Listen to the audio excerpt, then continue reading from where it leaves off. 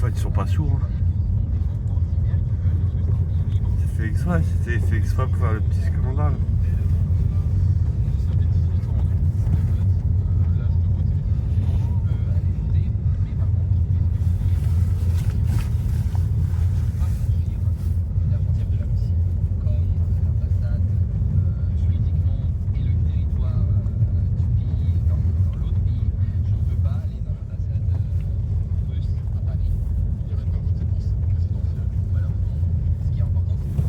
Je peux pas aller. Ah ouais? C'est interdit. Oh la belle voiture! Oui, la belle voiture. Oh, on l'a passé tout à l'heure.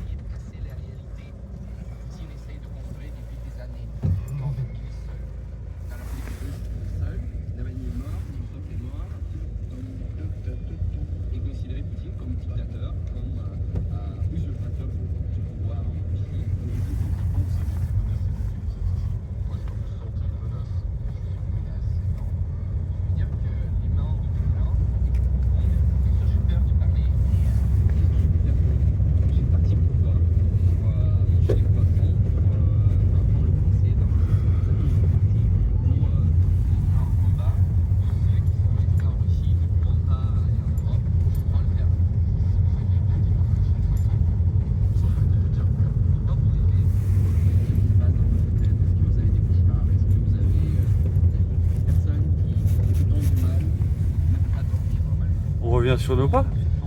Bah oui.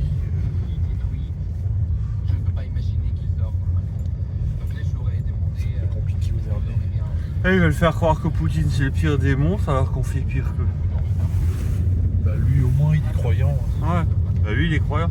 C'est qu'il y a de plus en plus de VIP, ils disent en public des blasphèmes sur Dieu. Hein. Vous savez ça? De plus en plus. C'est pas que c'est la mode maintenant chez les VIP de blasphémer. Sans raison, comme ça, gratuitement. Ça les rend intéressants sur toi. Et alors Lady Gaga, elle a blasphémé Dieu en public, elle est tombée par terre, elle s'est cassée la figure, elle s'est fait mal à la tête. Elle a eu une commotion cérébrale. C'est Pareil. quand Là, dernièrement.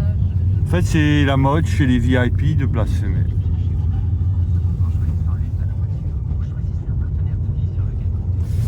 Lady Gaga, c'est pas une affaire. Bah, c'est vrai qu'il y a Lady Gaga. Hein.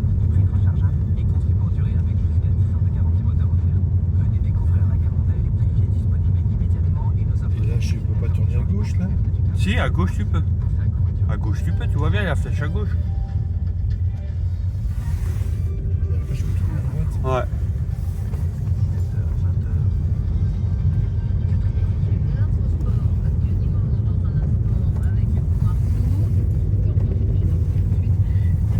Encore plus carré là. Ah ouais.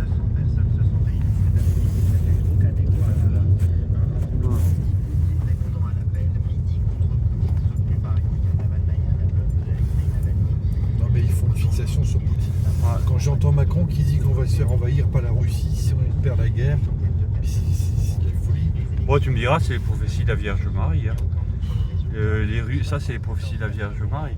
Les Russes envahiront la France, ils brûleront 20 millions de Français, enfin, ils extermineront le tiers de la population et après, ils seront vaincus par un roi. Et quand les Français redeviendront chrétiens. Subitement, on reviendra tous chrétiens, même les protestants, les sectaires, les calvinistes et tout ça. Et ça, c'est les prophéties de la Vierge Marie. Hein. En fait, la prophétie de la Vierge Marie, ils disent quoi? Fin mars, début avril, démarre en France une révolution. Elle est bolchevique parce qu'il y aura l'argent fiduciaire ne fonctionnera plus, on ne sait pas quelle année, dans quelle année. Ensuite, elle durera 4 mois cette révolution, ils chercheront à tuer tous ceux qui renieront pas le Christ. Et puis après, le soleil ne brillera plus pendant 3 jours. Et puis après, une coalition russe et arabe attaqueront la France, ils brûleront Paris, Marseille, Bordeaux et Nantes. Et ils ravageront le pays. Il y aura le tiers de la population française qui périra. Et au moment donné, il n'y aura plus de connaissances humaines, même pas diplomatiques pour s'en sortir. Les Français se rappelleront de leur histoire et de Dieu en vérité, et on deviendra tous catholiques d'un seul coup, mais en vérité. Et Dieu, le Christ nous enverra un fils de Saint-Louis et il sera le roi de France.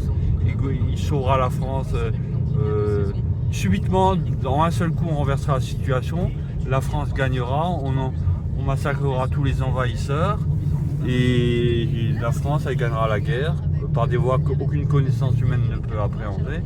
Et puis après la France redevient un royaume très chrétien. Et en fait, on ne sait pas comment. Je ne sais pas si c'est de manière surnaturelle qu'on gagne ou de quelle manière on gagne. Personne ne sait. Moi, je suis un être humain, je ne peux pas savoir. Il n'a aucune connaissance humaine pour savoir comment on va gagner la guerre. Et on la gagne. Simplement, voilà, c'est simplement qui est responsable de la guerre. C'est vrai que les Russes ils deviennent un peu plus ouf, mais il n'y a pas que les Russes qui deviennent ouf. Macron qui veut faire la guerre alors qu'on n'a pas d'armée, c'est aussi ouf. Hein. Mais on gagne la guerre, ça c'est sûr. Mais il y a le tiers de la population qui meurt. La suite de cette 26e journée, c'est la rencontre de 17h. On depuis un gros quart d'heure en petite huile de jour. 0 à 0 entre Breton. Je sais pas qu'est-ce qu'ils ont à provoquer Poutine, à le faire ruer dans les brancards. Après, il risque de commettre l'irréparable. Mais c'est vrai qu'on se fera attaquer par la Russie, ça c'est vrai. Moi je connais ces prophéties depuis 1990. Donc je sais que c'est... C'est sûr que si on les provoque comme ça, ils vont réagir. Parce que du point de vue des prophéties, on parle pas des provocations françaises et européennes et de l'OTAN contre la Russie.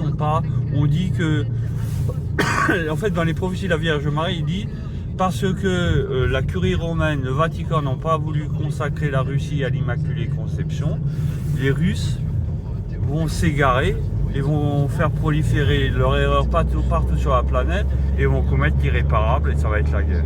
Et ça c'est prophétie de la Vierge Marie. Actuellement on vit les prophéties de la Vierge Marie.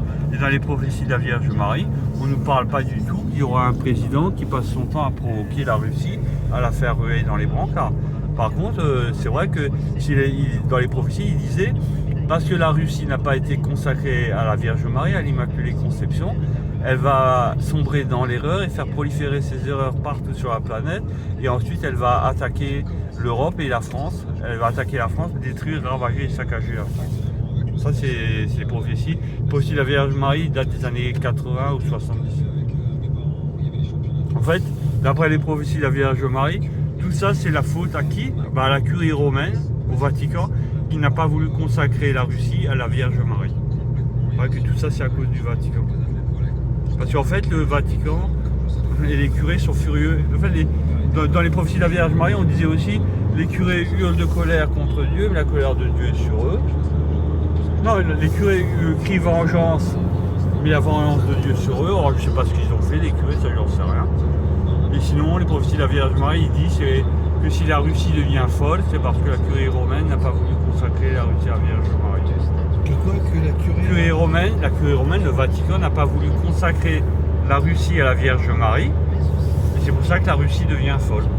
Donc là, mais c'est vrai que il n'y a pas que quand tu regardes sur Internet, les Russes ils parlent aussi comme des fous, comme Macron. Hein, ils font un caca nerveux avec la vertu et la chasteté, ils veulent brûler au nom de la vertu et de la chasteté des milliards de gens, la France et tout ça. Donc on voit bien qu'il y a quand même quelque chose qui ne va pas. Voilà, du point de vue concret, donc on voit bien que. Voilà. Et ça, c'est les prophéties de la Vierge Marie.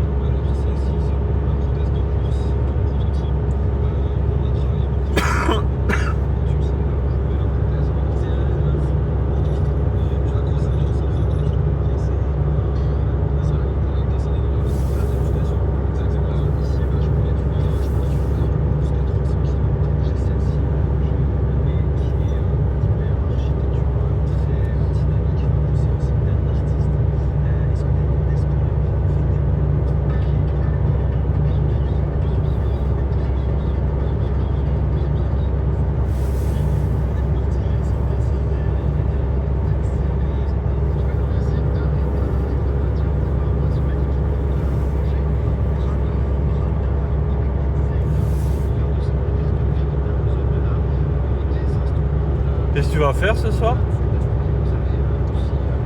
Pas grand-chose. Je vais regarder la télé. Regarder encore des vidéos sur YouTube de Macron descendu.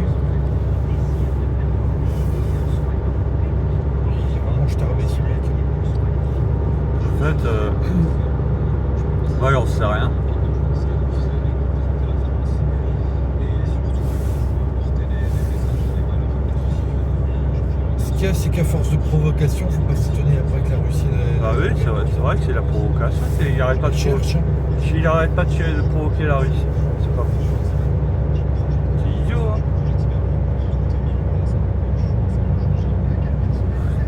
C'est la folie de provoquer Lui, la je Russie. pense qu'il est au-dessus de tout ça. Oui, mais Il ça- est au-dessus de la mêlée, et puis Ouais. il peut se permettre comme ça de les provoquer. Ouais. Mais c'est...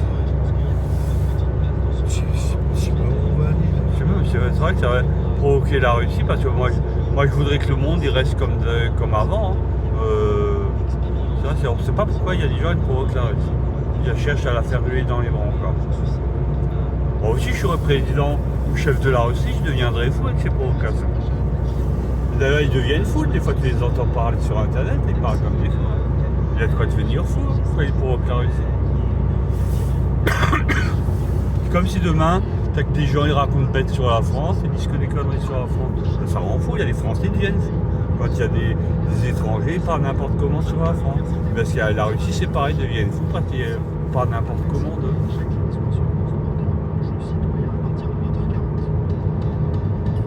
Ah, freine.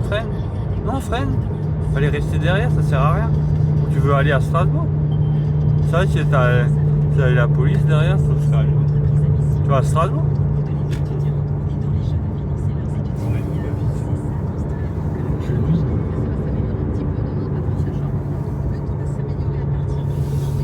Encore une fois que c'est moi qui double.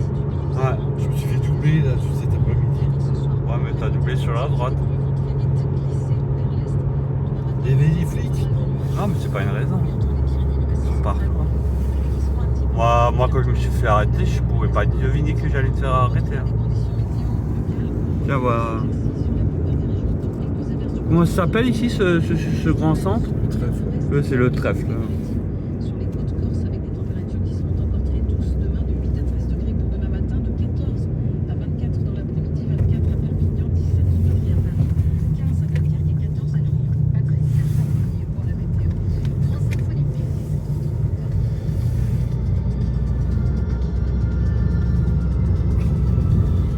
Maxime Glorieux, mes côtés pour l'info. Bonsoir Maxime. Bonsoir. Troisième et dernier jour de vote pour la présidentielle russe avec une mobilisation de l'opposition à l'appel de la veuve d'Alexei Navalny. Ah, il y a un château ici, j'avais jamais vu. Oui, il y a un château. C'est quoi? Le domaine Bugatti ici. Ah ouais? Ça, c'est le domaine. Et il a construit où la voiture? Elle est où l'usine? Place du Trocadéro face à la Tour Eiffel. De premières estimations sont attendues après la fermeture des derniers bureaux de vote. Ce sera à 19h heure française. Le suspense sur l'issue de ce scrutin. Vladimir Poutine peut être réélu pour un 5e mandat. Alors que les négociations pour une trêve à Gaza continuent au Qatar, Benjamin Netanyahou reste déterminé à lancer une offensive à Rafah au sud de Gaza. Mais à l'instant, le Premier ministre israélien assure qu'il n'y aura pas d'opération tant que la bombe. Ouais, il est chargé dans cette série. Le parquet de Dijon demande le placement en détention provisoire du collégien de 15 ans à Chenol, près de Dijon. N'empêche, on vit dans une société, tu vois, t'as des jeunes, des collégiens. Tu te rappelles quand t'étais jeune et collégien, t'es comme un innocent. On en parle comme des monstres. On en parle comme des monstres et tout ça. Tu te rends compte? On parle toujours de la défense de la jeunesse. La majorité du temps, on parle de la jeunesse comme des monstres. En vrai, quand on était jeune, on ne parle pas comme des monstres. Hein. C'est quand même quelque chose qui... On vit quand même dans un... Hein? Oui, ils en parlent. En fait, dès qu'on parle de la jeunesse, c'est tout de suite du crime organisé et tout ça. Ce matin sont concernés les élèves de 6e et de 5e à la rentrée prochaine. Bon, tu me diras, c'est vrai que les jeunes sont assez voyous. Hein. Montant 7,5 milliards d'euros comme une bouffée d'air frais. Bah maintenant, c'est la loi du plus fort, c'est le pépi boom. Alors maintenant, il y en a plus pour les vieux. Enfin bon, ça me dérange pas, je suis un pépi boomer. Mais n'empêche que c'est quand même bizarre qu'on parle de la jeunesse innocente comme tout de suite comme des voyous et des bandits. Hein. Maxime Glorieux pour l'info, il est 17h32. Pas d'opération. Même s'ils sont violents, hein, bien sûr. La population est enfermée sur place. C'est ce que vient de déclarer le Premier ministre israélien Benjamin Netanyahou, alors que de nouvelles négociations sont prévues entre le Hamas et Israël dans l'espoir d'une trêve qui permettrait de libérer les otages qui sont toujours détenus dans la bande de Gaza. Des négociations menées au Qatar avec la médiation de l'Égypte notamment. Alors, quelle que soit l'issue de ce nouvel épisode de négociation entre le Hamas Les statuts